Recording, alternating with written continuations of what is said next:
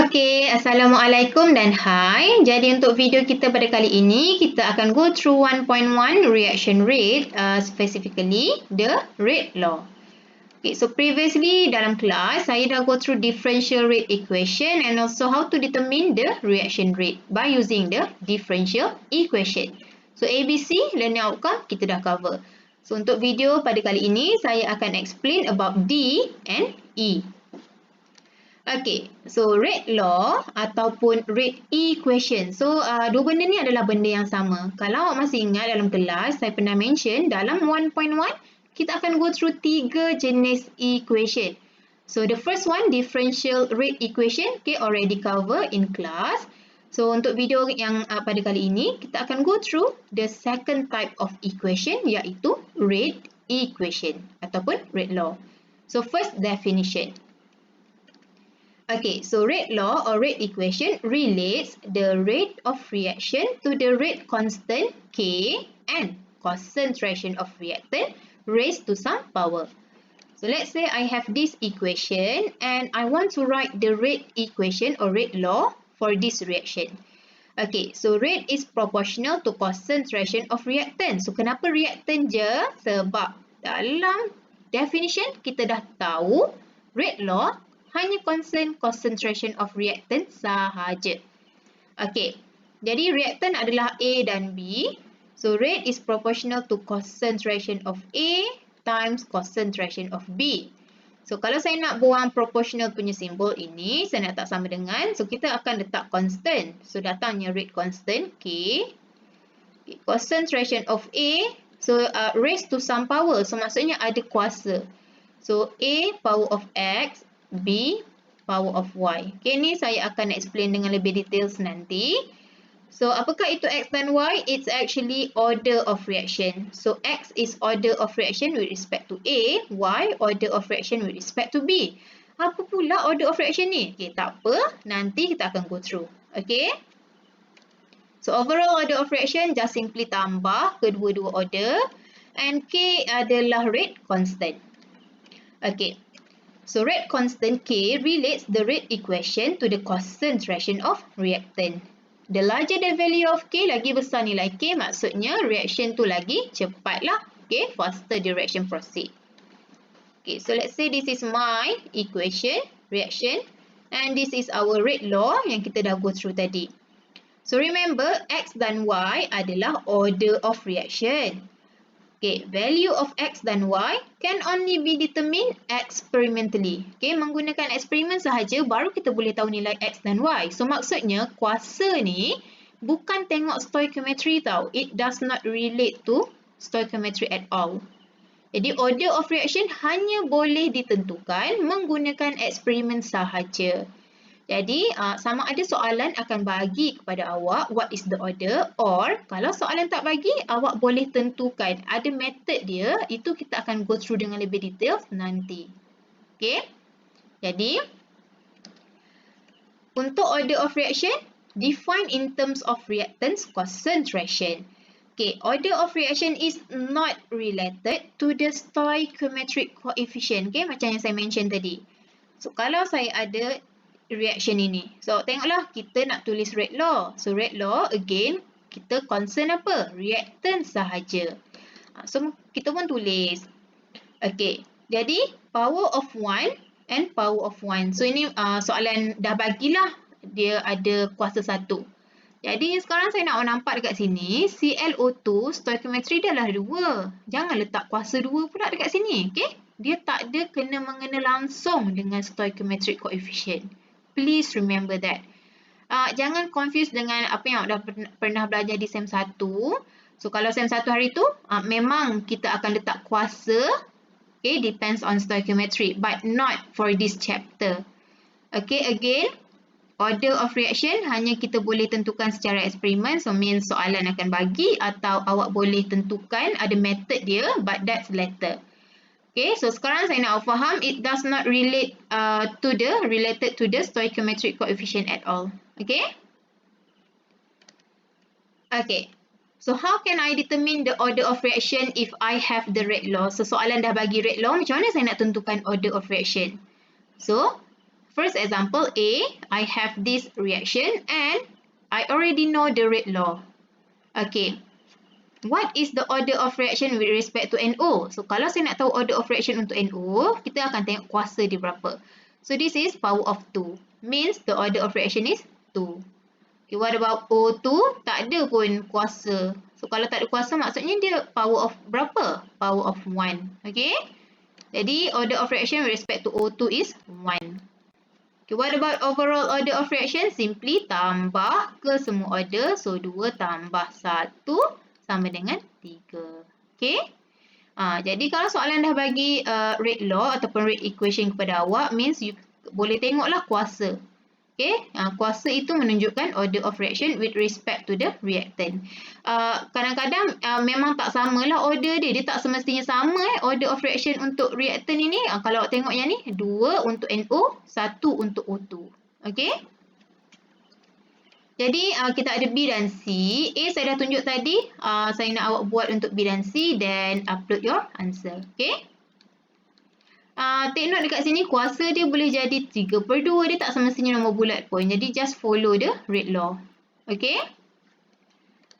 Okay, settle with that. So, kita go through dengan lebih details about order of reaction. So, saya nak faham, order of reaction ada memang banyak Tadi macam tadi, kita dapat jumpa berapa? 1, 2, kita ada pecahan. Order of reaction ni memang banyaklah nilai dia. Tapi untuk silibus awak, kita akan go through dengan lebih details 3 order sahaja. 0 order, first order, second order. So, untuk setiap order, kita akan tengok rate law. Okay. So, kita pergi order yang pertama, 0 order reaction. So, it is a reaction independent of concentration of reactant. So, let's say I have this equation. Saya ada A menghasilkan produk. Macam mana saya nak tulis rate law? So, I know that rate law, rate equation, rate equals to K, concentration of reactant. Dalam case ini, reactant saya adalah A. Okay, kuasa berapa? We know that this is a 0 order. Kuasa kosong. So, everything power of 0 is 1. Means rate equals to K. K kan constant. That's why independent of concentration of reactant. Jadinya concentration of reactant takkan mempengaruhi rate of reaction. Okay. So next adalah we want to determine the unit of rate constant. Okay. So remember, actually different order of reaction, different unit of K. So we want to determine what is the unit of K for 0 order. Jadi sekarang untuk yang ini, kita tahu rate sama dengan K kuasa, times of concentration of A, kuasa kosong. Dan kita tahu everything power of 0 is 1, so rate equals to K. Jadinya sekarang, unit of K sama dengan unit of rate. Okay, apa unit rate? M S negative 1. So again, S ini depends on question. Kalau dia bagi second, you guna second. Kalau dia bagi minute, kena guna minute. Okay? Jadi unit untuk rate constant for 0 order reaction adalah MS negative 1. Okay? So, settle with that. Next, we want to see what is the effect of change concentration on rate. So, we know that for 0 order reaction, rate equals to Ka, concentration of A, power of 0. So, let's say saya doublekan concentration of A. So, saya nak tengok apa terjadi kepada rate kalau saya doublekan concentration. Jadi, rate yang kedua adalah K. Concentration sekarang dah jadi 2A. Kenapa 2A? Sebab I doublekan. So, it's still power of 0 because it is a 0 order. Okay. Everything power of 0 is 1. Jadinya dekat sini, rate yang kedua sama dengan K. So, K is rate 1. Therefore, rate yang kedua sama dengan rate yang pertama. Original rate. Kalau saya doublekan concentration of reactant, adakah saya ubah rate of reaction? Dia takkan berubah. Okay? Kerana it is a 0 order. Jadinya awak ubahlah macam mana pun concentration, kalau reaction tersebut adalah 0 order, rate dia masih sama. Okay, so hopefully boleh faham dekat sini. Okay, so yang seterusnya adalah sketch of graph. Okay, so kita tahu rate law untuk zero order is K times concentration of A power of 0. Jadi rate sama dengan K. Untuk graph, awak kena sketch rate versus concentration. Macam mana bentuk graph dia awak rasa? Kalau rate dia sama dengan constant. So kalau dia constant, straight line macam tu je lah. Awak ubah concentration macam mana pun, rate masih sama. So, the plot of reaction rate against concentration of A is a straight line. Okay? So, barulah habis untuk satu order. So, kita akan pergi order yang seterusnya. First order pula. Okay. So, first order reaction, a reaction whereby its rate depends on the concentration of reactant raised to the, okay, kuasa berapa? Kalau dia first order, apa kuasa dia? Kuasa 1. Okay. So, let's say I have A produce product. Jadi, saya sekarang nak tulis rate law ataupun rate equation. So, rate sama dengan K. So, jangan lupa kena ada K, rate constant, times concentration of A power of 1 because it is a first order. Okay. So, settle untuk rate law. So, yang seterusnya adalah kita nak tentukan unit untuk K. Ingat tak saya cakap tadi? Different order, different unit of K. So, we know that rate is K A power of 1. Okay, jadi saya nak cari unit untuk K. So, K sama dengan rate divide with concentration of A power of 1. So, kita tahu unit untuk rate adalah MS negative 1. Okay, bahagi concentration of A. Concentration, apa unit dia? M. Okay, so M power of 1 is M lah. Jadi, kita boleh cancelkan benda yang sama. Okay, therefore, unit untuk K bagi first order adalah S negative 1. Okay, again, sama juga. Kalau soalan bagi minit, kena guna minit lah dekat sini. Kalau year, kena guna year. Kalau hour, kena guna hour macam tu. Okay, so it's a power of negative 1. Okay, yang seterusnya kita nak tengok apa terjadi kalau saya ubah concentration untuk first order reaction.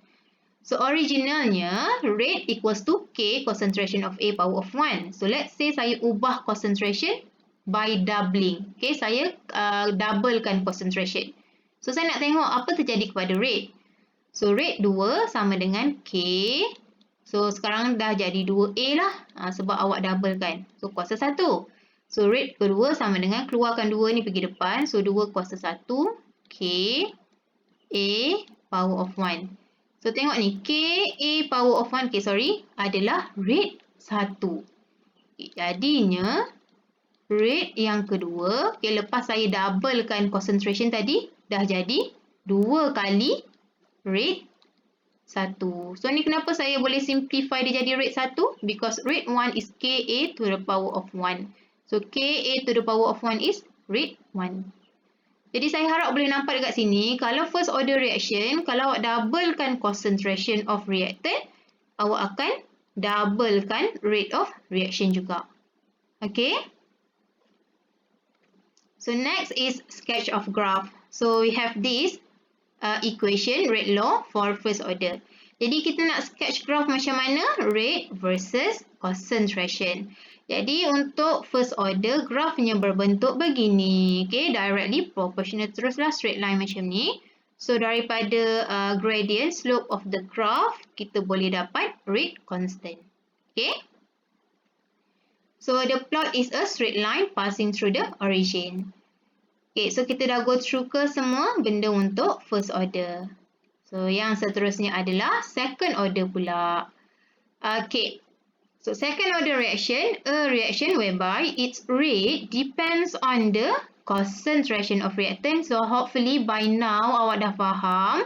Kalau rate law, constant, concentration of reactant sahaja.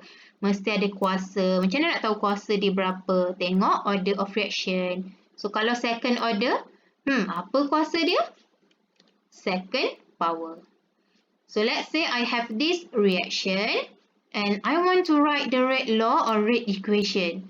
So, rate sama dengan K, concentration of reactant, kuasa berapa kalau second order?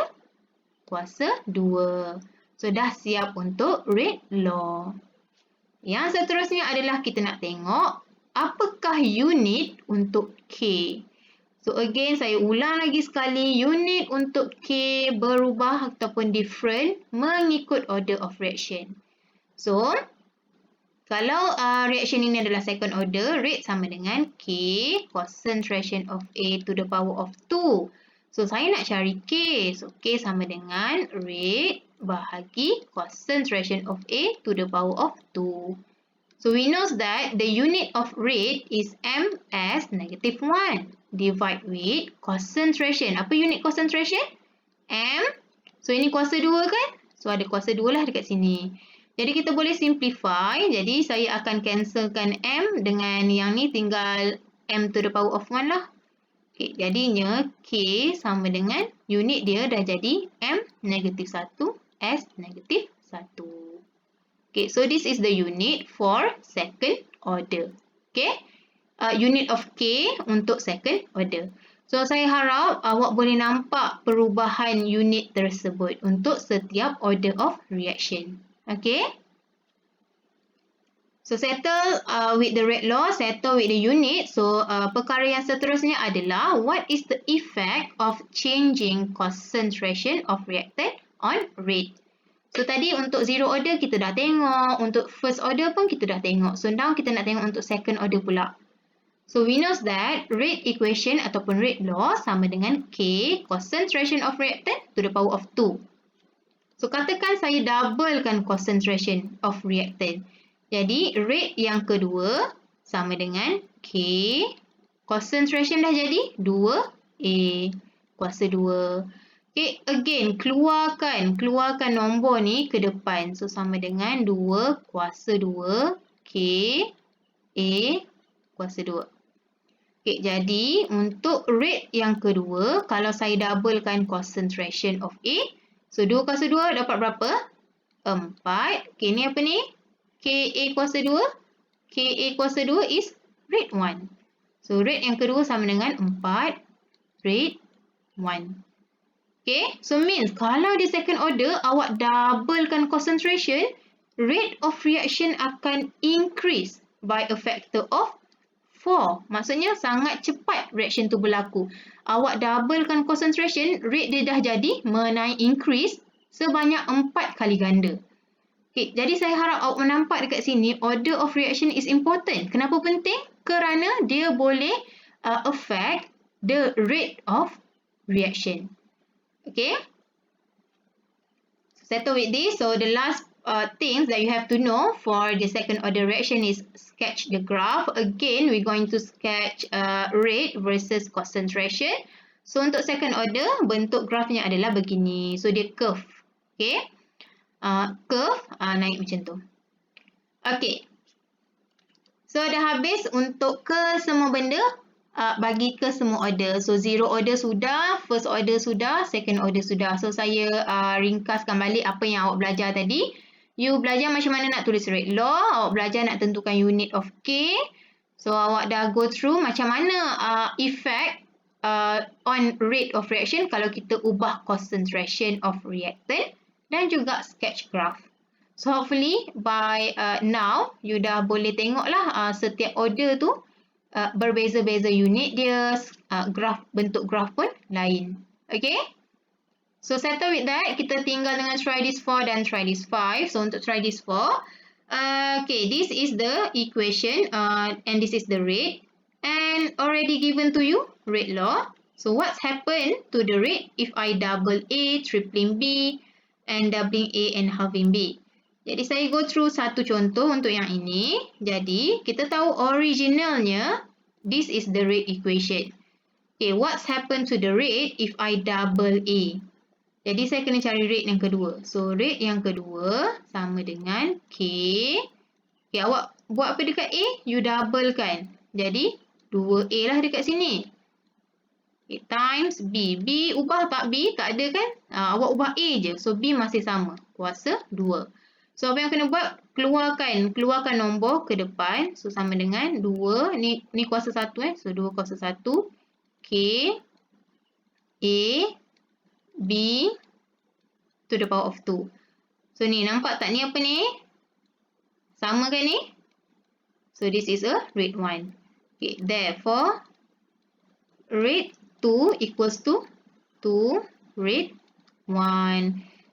Okay, jadinya, kalau awak doublekan A, rate of reaction akan increase by factor of 2. 2 kali ganda.